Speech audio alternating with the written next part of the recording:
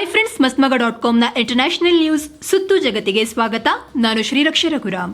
ರಾಣಿ 2ನೇ ಎಲಿಜಬೆತ್ ನಿಧನವಾಗಿದ್ರೂ ಕೂಡ ಬ್ರಿಟನ್ ರಾಜಮನೆತನದಲ್ಲಿರುವಂತಹ ಭಿನ್ನಾಭಿಪ್ರಾಯಗಳು ಏನು ಶಮನಗೊಂಡಿರುವ ರೀತಿ ಕಾಣ್ತಾ ಇಲ್ಲ. ಬ್ರಿಟನ್ನ ಕೆಲವು ಪತ್ರಿಕೆಗಳ ಪ್ರಕಾರ ಬ್ರಿಟನ್ ರಾಜ ಚಾರ್ಲ್ಸ್ ತನ್ನ ಮಗ ಹ್ಯಾರಿಗೆ ಬಲ್ಮೋರಲ್ನಲ್ಲಿ ರಾಣಿ 2ನೇ ಎಲಿಜಬೆತ್ ನೋಡಲು ಅವರ ಪತ್ನಿ ಮೆಗನ್ ರೊಂದಿಗೆ ಬರಬೇಡ ಅಂತ ಹೇಳಿದ್ದಾರೆ ಅಂತ ಹೇಳಲಾಗ್ತಾ ಇದೆ. ಇಂತಹ ದುಃಖದ ಸಮಯದಲ್ಲಿ ಮೆಗನ್ ರನ್ನ ಕರ್ಕೊಂಡು ಬರೋದು ಸರಿ ಇರಲ್ಲ. ಫ್ಯಾಮಿಲಿಯ ಕ್ಲೋಸ್ ಮೆಂಬರ್ಸ್ ಅಷ್ಟೇ ಇರಬೇಕು. ಹಾಗಾಗಿ ಮೆಗನ್ ಅನ್ನ ಕರೆದುಕೊಂಡು ಬರಬೇಡ. ನಿನ್ನ ಅಣ್ಣ ಪ್ರಿನ್ಸ್ ವಿಲಿಯಮ್ಸರ ಪತ್ನಿ ಕೇಟ್ ಅವರು ಕೂಡ ಬರ್ತಾ ಇಲ್ಲ ಅಂತ ಕಿಂಗ್ ಚಾರ್ಲ್ಸ್ ಹೇಳಿದ್ರು ಅಂತ ಹೇಳಲಾಗ್ತಾ ಇದೆ. ಆದ್ರೆ ಕೇಟ್ ಮಿಡಲ್ಟನ್ ತಮ್ಮ 3 ಮಕ್ಕಳನ್ನ ನೋಡ್ಕೊಳ್ಳೋಕೆ ಅಲ್ಲೇ ಉಳ್ಕೊಂಡಿದ್ರು ಅಂತ ವರದಿಯಾಗಿದೆ. ಜೊತೆಗೆ ರಾಯಲ್ ಫ್ಯಾಮಿಲಿಯ ಎಲ್ಲರೂ ಅಂದ್ರೆ prince William, prince Andrew, prince Edward, ಅವರ ಪತ್ನಿ ಸೋಫಿ ಎಲ್ಲ ಒಂದೇ ವಿಮಾನದಲ್ಲಿ ಬಂದ್ರೂ ಕೂಡ ಹ್ಯಾರಿ ಅವರನ್ನ ಬಿಟ್ಟು ಬರಲಾಯಿತು. ಹ್ಯಾರಿ ಪ್ರತ್ಯೇಕವಾಗಿ ಬೇರೆ ವಿಮಾನದಲ್ಲಿ ಬಂದ್ರು. ಅವರು ಬರುವವರೆಗೂ ರಾಣಿಯ ನಿಧನದ ವಿಷಯವನ್ನ ಪಬ್ಲಿಕ್ ಆಗಿ ಹೇಳೋದನ್ನ ತಡೆ ಹಿಡಿಯಲಾಗಿರ್ಲಿಲ್ಲ ಅಂತ ಹೇಳಲಾಗಿದೆ. ಅಂದ್ಹಾಗೆ ಈ ಹ್ಯಾರಿ ಕಿಂಗ್ ಚಾರ್ಲ್ಸ್ರ ಇನ್ನೊಬ್ಬ ಪುತ್ರ. 2020ರಲ್ಲಿ ಇವರು ಮತ್ತು ಇವರ ಪತ್ನಿ ಈ ರಾಯಲ್ ಪದವಿಗಳಿಂದ ದೂರ ಇರ್ತೀವಿ ಅಂತ ಅಮೆರಿಕಕ್ಕೆ ಹೋಗಿದ್ರು. ಅವಾಗಿನಿಂದ ರಾಯಲ್ ಫ್ಯಾಮಿಲಿಯಲ್ಲಿ ಇವರ ಮೇಲೆ ಅಸಮಾಧಾನ ಇದೆ.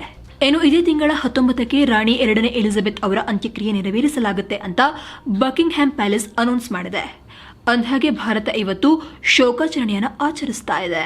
F-16 ಯುದ್ಧ ವಿಮಾನಗಳನ್ನು ಅಪ್ಗ್ರೇಡ್ ಮಾಡಿಕೊಳ್ಳಲು ಪಾಕ್ಗೆ ಅಮೆರಿಕ $450 ಮಿಲಿಯನ್ ಅಂದ್ರೆ ಸುಮಾರು 3.6 ಸಾವಿರ ಕೋಟಿ ರೂಪಾಯಿ ಪ್ಯಾಕೇಜ್ ನೀಡಿರುವ ಕುರಿತು ಭಾರತ ಅಧಿಕೃತವಾಗಿ ಏನೂ ಹೇಳಿಲ್ಲ. ಆದರೆ ಆಂತರಿಕವಾಗಿ ಅಮೆರಿಕಕ್ಕೆ ಭಾರಿ ವಿರೋಧ ತೋರಿದೆ ಅಂತ ಮೂಲಗಳು ತಿಳಿಸಿವೆ. ಅಮೆರಿಕದ ಅಧಿಕಾರಿಗಳ ಜೊತೆಗೆ ಭಾರತ 2+2 ಮಾತುಕತೆ ನಡೆಸುವ ಸಮಯದಲ್ಲೇ ಅಲ್ಲಿನ ಸಂಸತ್ತು ಈ ಪ್ಯಾಕೇಜ್ಗೆ ಅಪ್ರೂವಲ್ ಕೊಟ್ಟಿರೋದು ಭಾರತದ ಆಕ್ರೋಶಕ್ಕೆ ಕಾರಣವಾಗಿದೆ. ಹೀಗಾಗಿ ಈ 2+2 ಮಾತುಕತೆಯಲ್ಲಿ ಭಾಗಿಯಾಗಿದ್ದ ಅಮೆರಿಕದ assistant secretary of state for south and central Asian affairs Donald Lu ಅವರ ಬಳಿ ಭಾರತ ತನ್ನ ವಿರೋಧವನ್ನು ವ್ಯಕ್ತಪಡಿಸಿದೆ ಅಂತ ಹೇಳಲಾಗ್ತಾ ಇದೆ. ಭಾರತ ಅಧಿಕೃತವಾಗಿ ಯಾವ ವಿರೋಧವನ್ನ ತೋರದೆ ಇದ್ರೂ ಕೂಡ ನಿನ್ನೆ ಅಮೆರಿಕ ಇದಕ್ಕೆ ಸಮಜಾಯಿಷಿ ನೀಡೋಕೆ ಮುಂದಾಗಿತ್ತು. ಇದರಲ್ಲಿ ಹೊಸ ಶಸ್ತ್ರಾಸ್ತ್ರ ಆಗ್ಲಿ, ಹೊಸ ಸಾಮರ್ಥ್ಯವನ್ನು ತರೋದಾಗ್ಲಿ ಇರಲ್ಲ. ಇದು ನೆರವು ಅಲ್ಲ, ಮಾರಾಟ. ನಮ್ಮ ಮೂಲದ ವಸ್ತುಗಳಿಗೆ ಸರ್ವಿಸ್ ಕೊಡೋದು ನಮ್ಮ ಪಾಲಿಸಿ ಅಂತ ಹೇಳಿತ್ತು. ರಾಜತಾಂತ್ರಿಕ ವಲಯದಲ್ಲಿ ಪಾಕ್ಗೆ ಅಮೆರಿಕ ನೆರವು ನೀಡೋದಕ್ಕೆ ಬೇರೆನೇ ಕಾರಣ ಇದೆ ಅಂತ ವಿಶ್ಲೇಷಿಸಲಾಗ್ತಾ ಇದೆ. ಕಳೆದ ತಿಂಗಳು ಅಫ್ಘಾನ್ನಲ್ಲಿದ್ದಂತಹ AQ ಉಗ್ರ ಸಂಘಟನೆಯ ಮುಖ್ಯಸ್ಥ ಅಲ್ ಜವಾಹಿರಿಯನ್ನ ಹತ್ಯೆ ಮಾಡೋಕೆ ಅಮೆರಿಕಕ್ಕೆ ಪಾಕ್ ಜಾಗ ಕೊಟ್ಟಿತ್ತು. ಅದಕ್ಕೆ ಪ್ರತಿಯಾಗಿ ಅಮೆರಿಕ ಪಾಕ್ಗೆ ಋಣ ಸಂದಾಯವನ್ನ ಮಾಡ್ತಾ ಇದೆ ಅಂತ ಹೇಳಲಾಗ್ತಾ ಇದೆ. ಆರ್ಥಿಕ ಸಂಕಷ್ಟದಲ್ಲಿದ್ದಂತಹ ಪಾಕ್ಗೆ ಬರಸಿಡಿದಂತೆ ಬಂದೆರಗಿದಂತಹ ಪ್ರವಾಹದಿಂದ ಇದೀಗ ಅದರ GDP ಬೆಳವಣಿಗೆ 2% ಕುಸಿಯಲಿದೆ ಅಂತ ಹೇಳಲಾಗಿದೆ. 2022-23ರ ಆರ್ಥಿಕ ವರ್ಷದಲ್ಲಿ ಪಾಕ್ GDP ದರದ ಬೆಳವಣಿಗೆ 5% ಇರಲಿದೆ ಅಂತ ಈ ಹಿಂದೆ ಅಂದಾಜು ಮಾಡಲಾಗಿತ್ತು. ಆದರೆ ಈಗ ಆರ್ಥಿಕ ಸಂಕಷ್ಟ, ಯುಕ್ರೇನ್ ಯುದ್ಧದ ಪರಿಣಾಮಗಳು, IMFನಿಂದ ನಿರೀಕ್ಷಿಸಿದ ಫಂಡ್ ತಡವಾಗ್ತಾ ಇರೋದು ಮತ್ತು ಇದೆಲ್ಲದಕ್ಕಿಂತ ಭೀಕರವಾಗಿ ಬಂದ ಈ ಪ್ರವಾಹದಿಂದ GDP ಬೆಳವಣಿಗೆ 3%ಗೆ ಕುಸಿದಿದೆ ಅಂತ ಪಾಕ್ ಮಾಧ್ಯಮಗಳು ವರದಿ ಮಾಡಿವೆ. ಪಾಕ್ ಪ್ರಧಾನಿ ಮತ್ತು ಪಾಕ್ಗೆ ಭೇಟಿ ಕೊಟ್ಟಿರುವಂತಹ ವಿಶ್ವಸಂಸ್ಥೆಯ ಮುಖ್ಯಸ್ಥ ಆಂಟೋನಿಯೋ ಗುಟೆರಸ್ ಮುಂದೆ ಪಾಕ್ನ ರಾಷ್ಟ್ರೀಯ ಪ್ರವಾಹ ವಿಪತ್ತು ಸೆಂಟರ್ನ ಚೇರ್ಮನ್ ಜಫಾರ್ ಇಕ್ಬಾಲ್ ಪ್ರವಾಹದ ಒಂದಿಷ್ಟು ಅಂಕಿಅಂಶವನ್ನು ನೀಡಿದ್ರು. ಅದರಲ್ಲಿ ಪ್ರವಾಹದಿಂದ ಒಟ್ಟು $30 ಬಿಲಿಯನ್ ಅಂದ್ರೆ ಸುಮಾರು 24,000 ಕೋಟಿ ನಷ್ಟ ಆಗಿದೆ ಅಂತ ಹೇಳಿದ್ರು. ಒಟ್ನಲ್ಲಿ ಕೆಲವು ಸ್ವಯಂಕೃತ ಅಪರಾಧಗಳು, ಇನ್ನು ಕೆಲವು ಪ್ರಾಕೃತಿಕ ವಿಕೋಪಗಳಿಂದ ಪಾಕ್ ಹಿಂಡಿ ಹಿಪ್ಪೆ ಆಗ್ತಾ ಇರೋದಂತೂ ಸತ್ಯ. ರಷ್ಯಾ ವಿರುದ್ಧ ಯುಕ್ರೇನ್ ಪಡೆ ಬಿರುಸಿನ ಪ್ರತಿದಾಳಿಯನ್ನು ನಡೆಸಿದ ಬೆನ್ನಲ್ಲೇ ಯುಕ್ರೇನ್ನ ಪ್ರಮುಖ ಈಶಾನ್ಯ ನಗರಗಳ ಮೇಲಿನ ನಿಯಂತ್ರಣವನ್ನ ರಷ್ಯಾ ಕಳೆದುಕೊಂಡಿದೆ. ಕಾರ್ಕ್ಯೂ ಪ್ರಾಂತ್ಯದ ಇಜಿಯಂ ನಗರವನ್ನ ಯುಕ್ರೇನ್ ರಷ್ಯಾದಿಂದ ಮರುವಶಪಡಿಸಿಕೊಂಡಿದೆ. ಇದು ರಷ್ಯಾದ ಇಲ್ಲಿಯವರೆಗಿನ ಭಾರಿ ಹಿನ್ನಡೆಯಾಗಿದೆ ಅಂತ ಹೇಳಲಾಗಿದೆ. 6 ತಿಂಗಳ ಯುದ್ಧದಲ್ಲಿ ಯುಕ್ರೇನ್ನ ಈ ನಡೆ ಒಂದ್ ರೀತಿ ಟರ್ನಿಂಗ್ ಪಾಯಿಂಟ್ ಆಗಿದೆ ಅಂತಾನೆ ವಿಶ್ಲೇಷಣೆ ಮಾಡಲಾಗ್ತಾ ಇದೆ. ಅಂದ್ಹಾಗೆ ರಷ್ಯಾ ಪಡೆಗಳು ಇಜಿಯಂ ಅನ್ನ ತಮ್ಮ ಪ್ರಮುಖ ಕಾರ್ಯಾಚರಣೆಗಳಿಗೆ ಲಾಜಿಸ್ಟಿಕ್ಸ್ ಬೇಸ್ ಆಗಿ ಬಳಸ್ತಾ ಇದ್ವು. ಯುದ್ಧದಲ್ಲಿ ರಷ್ಯಾ ಪಡೆಗಳ ಮೇಲೆ ಟಾರ್ಗೆಟ್ ಮಾಡಿದ ಶೆಲ್ಗಳ ಮೇಲೆ ಯುಕ್ರೇನ್ ರಾಣಿ 2ನೇ ಎಲಿಜಬೆತ್ ಅವರ ಹೆಸರನ್ನು ಬರೆದು ಗೌರವವನ್ನು ಸೂಚಿಸಿದೆ. ಬ್ರಿಟನ್ನ ನೂತನ ಪ್ರಧಾನಿಯಾಗಿ ನೇಮಕವಾದ ಲಿಸ್ ಟ್ರಸ್ಗೆ ಕರೆ ಮಾಡಿ ಪ್ರಧಾನಿ ಮೋದಿ ಮಾತುಕತೆಯನ್ನು ನಡೆಸಿದ್ದಾರೆ ಅಂತ ವಿದೇಶಾಂಗ ಇಲಾಖೆ ತಿಳಿಸಿದೆ. ಲಿಸ್ ಟ್ರಸ್ ಪ್ರಧಾನಿಯಾದ ಮೇಲೆ ಇದೇ ಮೊದಲ ಬಾರಿಗೆ ಪ್ರಧಾನಿ ಮೋದಿ ಮಾತನಾಡಿದ್ದು, ಪೂರ್ವ ಬ್ರಿಟನ್ ರಾಣಿ 2ನೇ ಎಲಿಜಬೆತ್ ಅವರ ನಿಧನಕ್ಕೆ ಸಂತಾಪ ಕೂಡ ಸೂಚಿಸಿದ್ದಾರೆ ಅಂತ ಹೇಳಲಾಗ್ತಾ ಇದೆ. ಪ್ರಧಾನಿಯಾಗಿ ನೇಮಕಗೊಂಡ ಲಿಸ್ ಟ್ರಸ್ ಅವರಿಗೆ ಶುಭಾಶಯವನ್ನು ಕೋರಿದಂತಹ ಪ್ರಧಾನಿ ಮೋದಿ ಈ ಹಿಂದೆ ಅವರು ಟ್ರೇಡ್ ಸೆಕ್ರೆಟರಿ ಮತ್ತು ಫಾರಿನ್ ಸೆಕ್ರೆಟರಿ ಆಗಿದ್ದಾಗ ಉಭಯ ದೇಶಗಳ ಸಂಬಂಧವನ್ನು ಗಟ್ಟಿಗೊಳಿಸೋಕೆ ನೀಡಿದಂತಹ ಕೊಡುಗೆಯನ್ನು ಕೂಡ ಶ್ಲಾಘಿಸಿದ್ದಾರೆ ಅಂತ ವಿದೇಶಾಂಗ ಇಲಾಖೆ ಪ್ರಕಟಣೆಯಲ್ಲಿ ತಿಳಿಸಿದೆ. ಇದರ ಜೊತೆಗೆ 2030ಕ್ಕೆ ಉಭಯ ದೇಶಗಳು ಹಾಕಿಕೊಂಡಿರುವಂತಹ ಗುರಿ ರೋಡ್ ಮ್ಯಾಪ್ 2030ನ ಅನುಷ್ಠಾನದಲ್ಲಿ ಆಗಿರುವಂತಹ ಬೆಳವಣಿಗೆ FTA ಫ್ರೀ ಟ್ರೇಡ್ ಅಗ್ರಿಮೆಂಟ್ ಅಥವಾ ಮುಕ್ತ ವ್ಯಾಪಾರ ಒಪ್ಪಂದ ಮಾತುಕತೆಗಳು, ರಕ್ಷಣೆ ಮತ್ತು ಭದ್ರತೆ ವಿಷಯಗಳ ಕುರಿತು ಚರ್ಚೆ ನಡೆಸಿದ್ದಾರೆ ಅಂತ ಹೇಳಲಾಗ್ತಾ ಇದೆ. ತೀವ್ರ ಆರ್ಥಿಕ ಸಂಕಷ್ಟದಿಂದ ತತ್ತರಿಸ್ತಾ ಇರುವಂತಹ ನೆರೆಯ ದ್ವೀಪ ರಾಷ್ಟ್ರ ಶ್ರೀಲಂಕಾಗೆ ಪಠ್ಯಪುಸ್ತಕಗಳನ್ನು ಮುದ್ರಿಸೋಕೆ ಬೇಕಾದ ನೆರವನ್ನು ನೀಡಲು ಭಾರತ ಮುಂದಾಗಿದೆ. ಭಾರತೀಯ ಸಾಲ ಯೋಜನೆ ಅಡಿಯಲ್ಲಿ ಪಠ್ಯಪುಸ್ತಕಗಳ ಮುದ್ರಣಕ್ಕೆ ಅಗತ್ಯವಿರುವಂತಹ ಪೇಪರ್, ಇಂಕ್ ಸೇರಿದಂತೆ ಇತರ ಕಚ್ಚಾ ವಸ್ತುಗಳನ್ನು ಆಮದು ಮಾಡಿಕೊಳ್ಳಲು ಕ್ರಮ ಕೈಗೊಳ್ಳಲಾಗಿದೆ ಅಂತ ಲಂಕಾ ಶಿಕ್ಷಣ ಸಚಿವ ಸುಶೀಲ್ ಪ್ರೇಮಜನಾಥ ತಿಳಿಸಿದ್ದಾರೆ. ಅಂದ್ಹಾಗೆ ಡಾಲರ್ ಕೊರತೆ ಇರೋದ್ರಿಂದ ಪಠ್ಯಪುಸ್ತಕಗಳ ಮುದ್ರಣಕ್ಕೆ ಬೇಕಾದ ಕಚ್ಚಾ ವಸ್ತುಗಳನ್ನು ಖರೀದಿ ಮಾಡೋಕೆ ಲಂಕಾಗೆ ಆಗ್ತಾ ಇಲ್ಲ. ಕಳೆದ ವರ್ಷ ಪ್ರಶ್ನೆ ಪತ್ರಿಕೆಗಳನ್ನು ಮುದ್ರಿಸೋಕೆ ಪೇಪರ್ ಇಲ್ಲ ಅಂತ ಹೇಳಿ ಲಕ್ಷಾಂತರ ವಿದ್ಯಾರ್ಥಿಗಳ ಪರೀಕ್ಷೆಯನ್ನು ರದ್ದು ಮಾಡಲಾಗಿತ್ತು. ಇನ್ನೊಂದು ಕಡೆ ಲಂಕಾಗೆ $40 ಮಿಲಿಯನ್ ಅಂದರೆ ಸುಮಾರು 316 ಕೋಟಿ ರೂಪಾಯಿಯ ಕೃಷಿ ಸಂಬಂಧಿ ನೆರವು ನೀಡೋದಾಗಿ ಅಮೆರಿಕ ಘೋಷಿಸಿದೆ.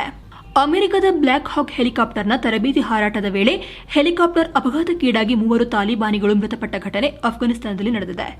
ತಾಂತ್ರಿಕ ದೋಷದಿಂದ ಈ ಘಟನೆ ಸಂಭವಿಸಿದೆ ಅಂತ ತಾಲಿಬಾನಿ ರಕ್ಷಣಾ ಸಚಿವಾಲಯದ ವಕ್ತಾರರೊಬ್ಬರು ಹೇಳಿದ್ದಾರೆ. ಅಂದ್ಹಾಗೆ ಕಳೆದ ವರ್ಷ ಅಮೆರಿಕ ಸೇನೆ ಅಫ್ಘಾನಿಸ್ತಾನದಿಂದ ಹೊರನಡೆಯುವಂತಹ ವೇಳೆ ಕೆಲವು ಹೆಲಿಕಾಪ್ಟರ್ಗಳು ಹಾಗೂ ಇತರ ಮಿಲಿಟರಿ ಟ್ಯಾಂಕ್ಗಳನ್ನು ಇಲ್ಲೇ ಬಿಟ್ಟು ಹೋಗಿದ್ರು. ಜೊತೆಗೆ ಉದ್ದೇಶಪೂರ್ವಕವಾಗಿ ಅವುಗಳ ಹಾರ್ಡ್ವೇರ್ಗಳನ್ನು ಹಾಳು ಮಾಡಿದ್ರು. ಸೊ ಇವನ ಈಗ ಬಳಸೋಕೆ ಹೋಗಿ ಈ ಅಪಘಾತ ಸಂಭವಿಸಿರಬಹುದು ಅಂತ ಹೇಳಲಾಗ್ತಾ ಇದೆ. ಪಾಕಿಸ್ತಾನದ ಮಾಜಿ ಪ್ರಧಾನಿ ಇಮ್ರಾನ್ ಖಾನ್ ಸ್ವಲ್ಪದರಲ್ಲೇ ವಿಮಾನ ಅಪಘಾತದಿಂದ ಪಾರಾಗಿದ್ದಾರೆ ಅಂತ ವರದಿಯಾಗಿದೆ. ಖಾನ್ ಹೋಗ್ತಾ ಇದ್ದ ವಿಮಾನದಲ್ಲಿ ತಾಂತ್ರಿಕ ದೋಷ ಕಾಣಿಸಿಕೊಂಡಿದೆ. ಈ ಹಿನ್ನೆಲೆಯಲ್ಲಿ ವಿಮಾನವನ್ನು ತುರ್ತು ಲ್ಯಾಂಡಿಂಗ್ ಮಾಡಲಾಗಿದೆ ಅಂತ ಮೂಲಗಳು ತಿಳಿಸಿವೆ. ಅಂದ್ಹಾಗೆ ಇಮ್ರಾನ್ ಖಾನ್ ರ್ಯಾಲಿ ಒಂದನ್ನು ಅಟೆಂಡ್ ಮಾಡೋಕೆ ಚಕ್ಲಾಲಾದಿಂದ ಗುಜ್ರಾನ್ವಾಲಾಗೆ ಹೋಗ್ತಾ ಇದ್ರು ಅಂತ ಹೇಳಲಾಗಿದೆ. ಘಟನೆ ನಂತರ ಖಾನ್ ಗುಜ್ರಾನ್ವಾಲಾಗೆ ರಸ್ತೆ ಮಾರ್ಗದ ಮೂಲಕ ಹೋಗಿದ್ದಾರೆ. ಹಾಂಗ್ಕಾಂಗ್ನಲ್ಲಿ ದೇಶದ್ರೋಹಿ ಪುಸ್ತಕಗಳಿಂದ ಮಕ್ಕಳ ಬ್ರೈನ್ ವಾಶ್ ಮಾಡಲಾಗ್ತಾ ಇದೆ ಅಂತ 5 ಮಂದಿಗೆ ಅಲ್ಲಿನ ಕೋರ್ಟ್ ಜೈಲು ಶಿಕ್ಷೆಯನ್ನು ವಿಧಿಸಿದೆ.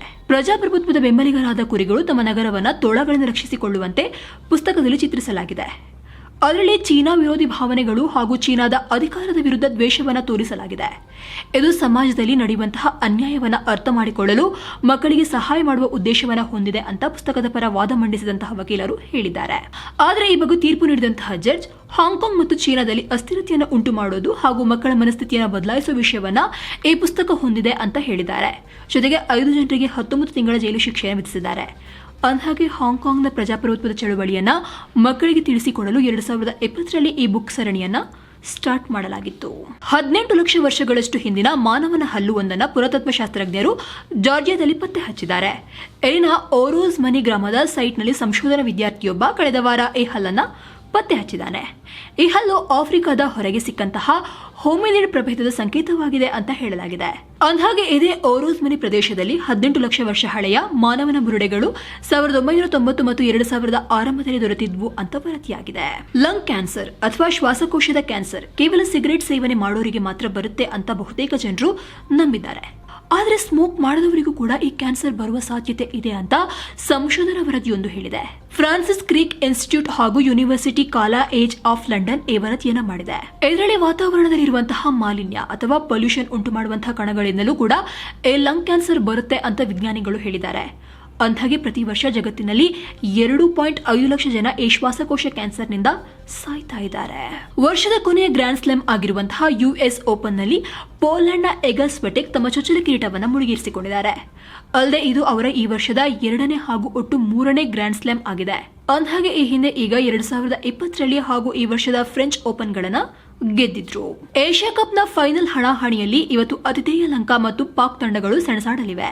6 ತಂಡಗಳ ಏಕಂಡ ಪರೀಕ್ಷೆಯಲ್ಲಿ ಗೆದ್ದು ಇತ್ತೀಚೆಗೆ ಬರೀ ನೋವನ್ನೇ ಕಂಡಿರುವಂತಹ ತನ್ನ ಜನರ ಮುಖದಲ್ಲಿ ಲಂಕಾ ತಂಡ ದ್ವಂದ್ವಹಾಸವನ್ನು ತರಲು ನೋಡ್ತಾ ಇದೆ. ದುಬೈನ ಅಂತಾರಾಷ್ಟ್ರೀಯ ಕ್ರೀಡಾಂಗಣದಲ್ಲಿ ಈ ಪಂದ್ಯ ನಡೆಯಲಿದೆ. ಇನ್ನು ಈ ಜಗತ್ತಿನಲ್ಲಿ ಏನೆಲ್ಲ ಆಗ್ತಾ ಇದೆ ಅಂತ ಕ್ವಿಕ್ ಆಗಿ ನೋಡ್ಕೊಂಡ್ಬರೋಣ. ಕ್ವಿಕ್ ರೌಂಡ್ಸ್ ಅಪ್ ನಲ್ಲಿ ರಷ್ಯಾದ ವಶದಲ್ಲಿನ ಜಪೋರಿಜಿಯಾದಲ್ಲಿರುವಂತಹ ತನ್ನ 6ನೇ ಮತ್ತು ಕೊನೆಯ ನ್ಯೂಕ್ಲಿಯರ್ ರಿಯಾಕ್ಟರ್ ತನ್ನ ಕೆಲಸವನ್ನು ನಿಲ್ಲಿಸಿದೆ ಅಂತ ಯುಕ್ರೇನ್ ಹೇಳಿದೆ. ಅಫ್ಘಾನಿಸ್ತಾನದ ಕಾಬೂಲ್ನಲ್ಲಿ ಒಂದರ ನಂತರ ಮತ್ತೊಂದರಂತೆ 2 ಸ್ಫೋಟಗಳು ಉಂಟಾಗಿದ್ದು ಘಟನೆಯಲ್ಲಿ 3 ಗಾಯಗಳಾಗಿವೆ ಅಂತ ವರದಿಯಾಗಿದೆ. ಪೋಲಿಯೋ ಪ್ರಕರಣವೊಂದು ವರದಿಯಾದ ಬೆನ್ನಲ್ಲೇ ನ್ಯೂಯಾರ್ಕ್ನಲ್ಲಿ ಆರೋಗ್ಯ ತುರ್ತು ಪರಿಸ್ಥಿತಿಯನ್ನು ಘೋಷಿಸಲಾಗಿದೆ. ಕಳೆದ 30 ವರ್ಷಗಳಲ್ಲಿ ಸುಮಾರು 11 ಲಕ್ಷಕ್ಕಿಂತ ಹೆಚ್ಚು ಕಡಲ ಆಮೆಗಳನ್ನು ಕೊಲ್ಲಲಾಗಿದೆ ಅಂತ ಅಧ್ಯಯನವೊಂದು ಹೇಳಿದೆ. ಪಪುವಾ ನ್ಯೂ ಗಿನಿಯಾದಲ್ಲಿ 7.6 ತೀವ್ರತೆಯ ಭೂಕಂಪನ ಸಂಭವಿಸಿದ ಬೆನ್ನಲ್ಲೇ ಅಮೆರಿಕದ ಜಿಯೋಲಾಜಿಕಲ್ ಸರ್ವೆ ಸುನಾಮಿ ಮುನ್ಸೂಚನೆಯನ್ನ ಜಾರಿ ಮಾಡಿದೆ. ಸೊ ಫ್ರೆಂಡ್ಸ್, ಇದಾಗಿತ್ತು ಇವತ್ತಿನ ಸುತ್ತು ಜಗತ್ತು. ಹೇಗೆ ಮತ್ತೆ ಭೇಟಿ ಆಗ್ತಾ ಇರೋಣ.